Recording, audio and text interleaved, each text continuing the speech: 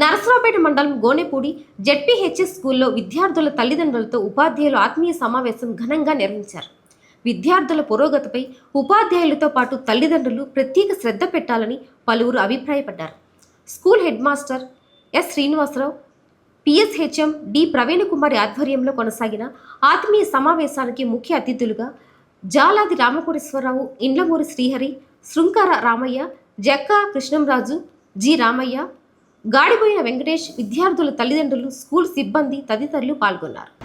అందులో పిల్లలకి ఎన్ని మార్కులు వచ్చాయి, పిల్లవాడు ఏ స్థాయిలో ఉన్నాడు, 5 సంవత్సరాల తర్వాత 7 టీచర్ సుబ్రహ్మణ్య సారు, రంగ మాస్టర్ వాళ్ళందరూ, సుధీర్ సారు వాళ్ళందరూ, ఇప్పుడు అలాగే మన ప్రధానోపాధ్యాయులు శ్రీనివాసరావు గారు వచ్చినా కూడా మన high school 8th, 9th, 10th వచ్చింది, బాగా చదువుతున్నారు. అప్పుడు మీద ఇప్పుడు స్కూల్ బాగా డెవలప్మెంట్లో ఉంది. ఇంకా పిల్లలు బాగా వచ్చి బాగా సర్వీస్ ఇంకా బాగా బాగా స్టాఫ్, మంచి స్టాఫ్ బాగా చదువుతున్నారు.